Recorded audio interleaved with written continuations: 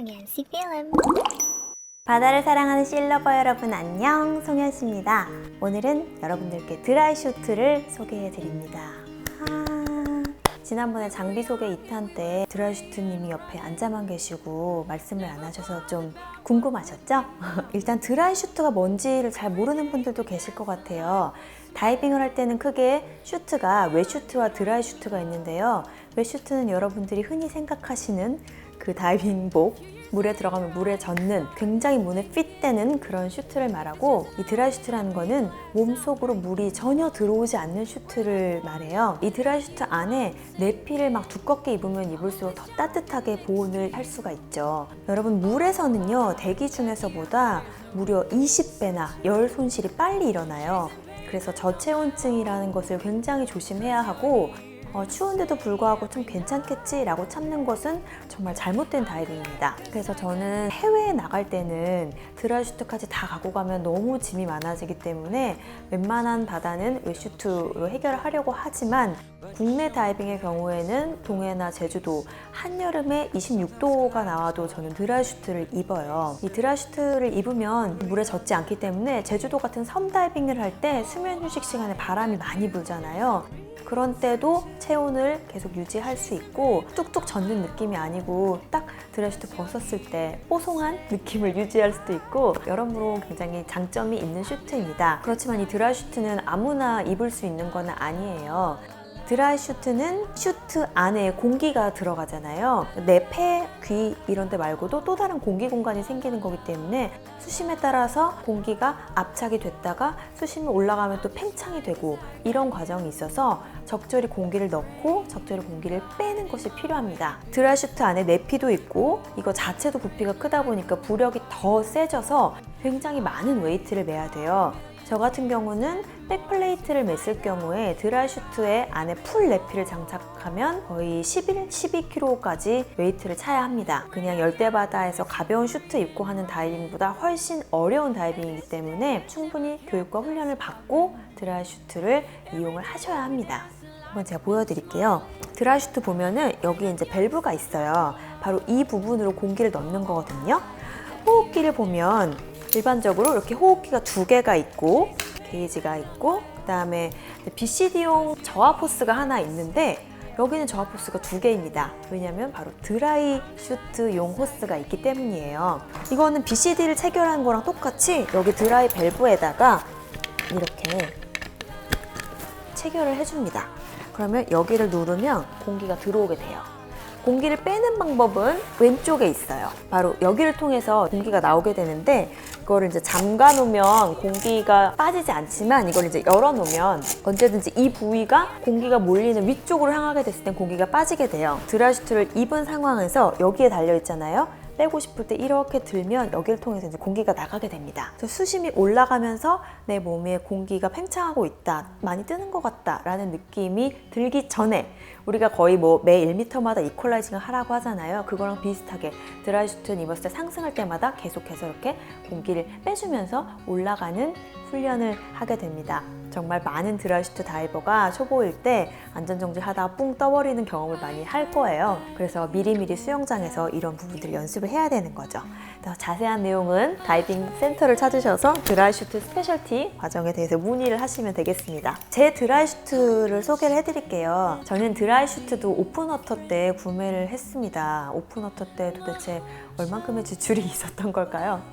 그때 포스엘리먼트가 드라이 슈트를 막 출시할 때여서 맞춤형 슈트로 주문을 했었고요. 그때는 코듀라 제일 먼저 나온 모델이었어요. 머리 치수 둘레부터 해서 발목까지 막 다 재가지고 보냈었고, 굉장히 오랜 시간 기다렸던 것 같아요. 몇 개월 기다린 것 같아요. 그때는 제가 다른 뭔가를 추가하지 않았고 목이랑 손목을 라텍스로 했었거든요. 제가 보여드릴게요. 어떻게 해서 물이 안 통하냐 하면, 목 부분은 이렇게 되어 있어서 여기 목에 딱 피부에 붙어서 물이 안 들어오고요.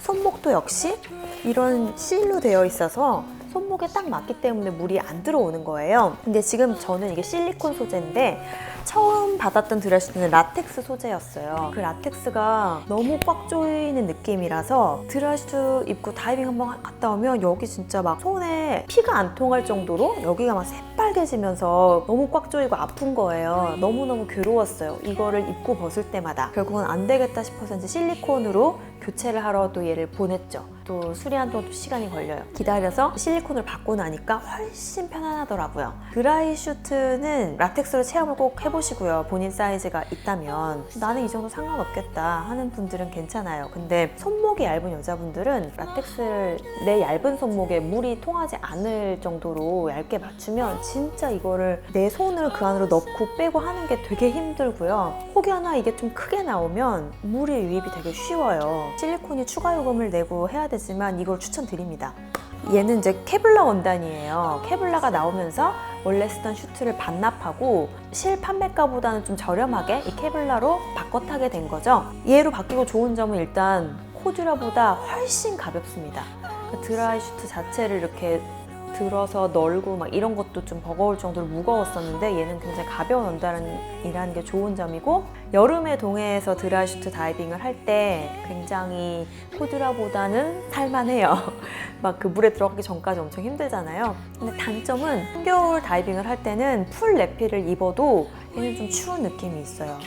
제가 코듀라를 입을 때는 훨씬 다이빙 실력이 더 낮았었기 때문에 스킬업이 되면서 움직임이 더 적어져서 추운 건지 정말 원단 때문에 추운 건지는 사실 저도 모르겠으나 제가 느끼기에는 케블라 원단이 코듀라보다는 정말 추운 바다에서는 추위를 느낀다. 성현씨 필름. 드라이 슈트를 사고 저도 처음에는 웻장갑을 꼈었어요. 이 드라이 장갑이 이거거든요. 그냥 되게 고무장갑 같이 생겼죠? 여기에 이렇게 링이 달려 있잖아요. 얘를 여기다가 넣어서 체결하는 방식이에요. 근데 얘도 드라이슈트 안에 내피를 입는 것처럼 안에다 그냥 이런 보통 장갑 끼고서 얘를 끼는 거예요. 저는 처음에 이 드라이 장갑 끼면 뭔가 또 내가 처음부터 그 장갑의 느낌, 손 느낌을 다 다시 연습해야 될 것 같고 이런 게 너무 두려워갖고 그래서 추운데 웻장갑을 끼고 버텼어요. 막 5mm 장갑 끼고 이러면서. 근데 정말 편하다, 겁내지 말라라는 말을 듣고 이제 시도를 해봤는데 웬걸? 이거 여태 왜 안 한 거야?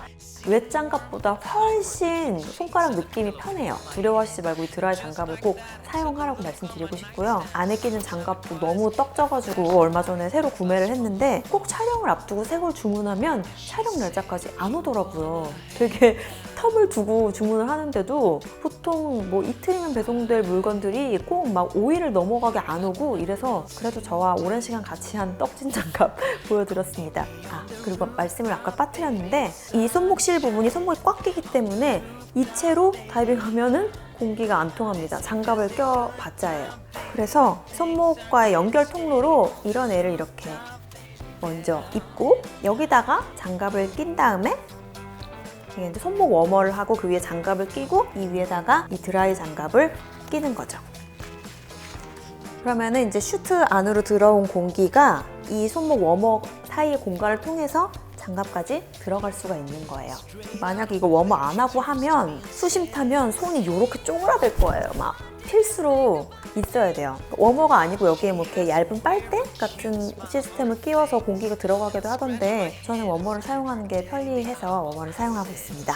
저는 사실 이 실텍 시스템이 좀 마음에 안 들어요. 얘가 플라스틱이거든요. 이 부분, 체결 부분이 막 잘 휘고 이러다가 언제 뚝 끊어져 버리는 게 아닐까? 겁이 나요. 그리고 이제 저처럼 악력이 약해서 이렇게 캔 돌렸다는 뚜껑도 잘 못 따는 사람들은 이거를 낀 상태에서 이렇게 혼자 힘으로 돌리는 게 잘 안 될 때가 많아요. 실텍 시스템은 조금 개선이 됐으면 좋겠다라는 생각을 하고 있습니다. 금속으로 뭔가 더 편한 터치로 탈착이 가능한 거면 더 좋지 않을까라는 생각을 해요. 성현씨 필름.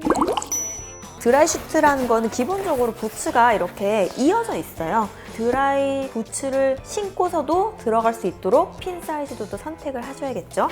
이 부츠 안에는 삭스를 신어요. 손발이 많이 시려워요. 그래서 저는 추위를 많이 타는 사람이라 엄청 두꺼운 양말이거든요. 안에 내피가 이렇게 기모 원단으로 돼 있어요.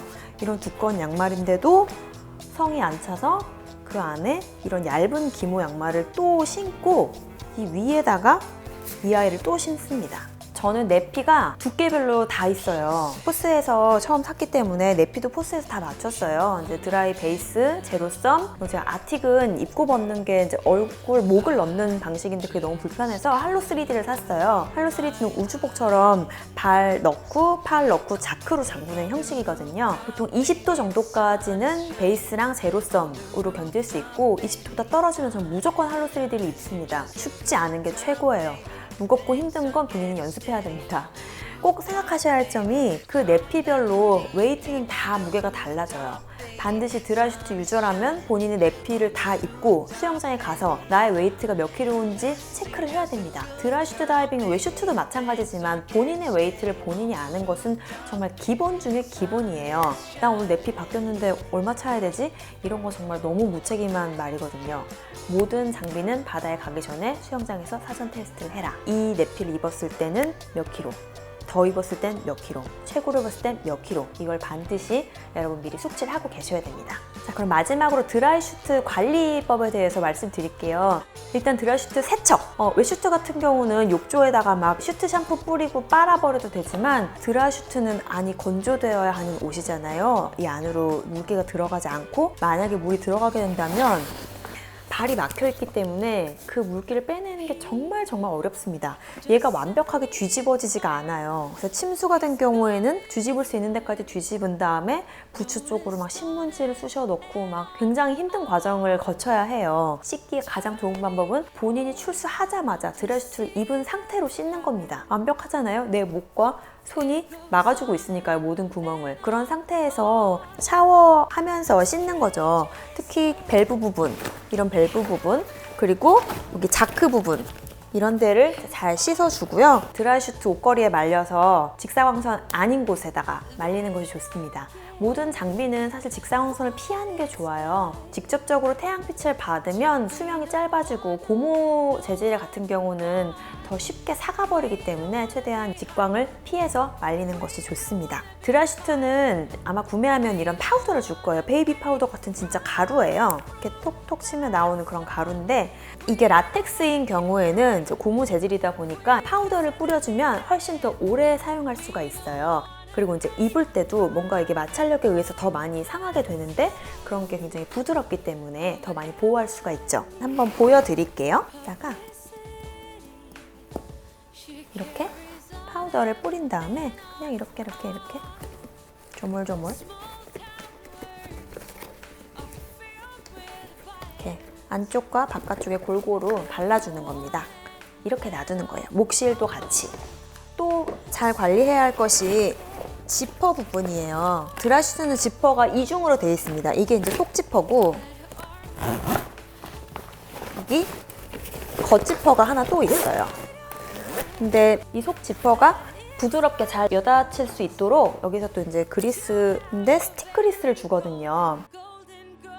수중 카메라 소개하면서 연고 형태의 그리스를 보여드렸었는데 얘는 스틱 형태예요. 립스틱 같이 생겼죠? 얘를 이렇게 지퍼에 발라주고 얘도 이렇게 문질문질 해주는 거예요. 그렇게 해서 이게 훨씬 그래서 이렇게 몇 번 왔다 갔다 닫아주면 얘가 골고루 묶겠죠? 이렇게 해서 이제 지퍼가 뻑뻑해지지 않도록 유지를 하는 겁니다.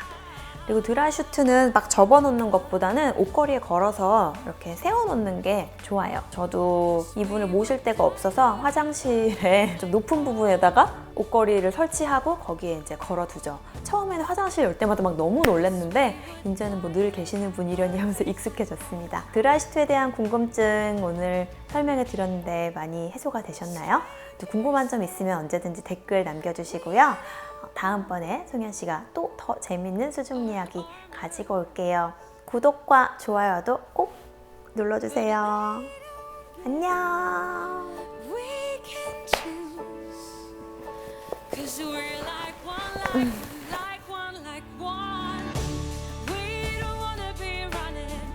여기가 손목이 꽉 끼잖아요. 그러면은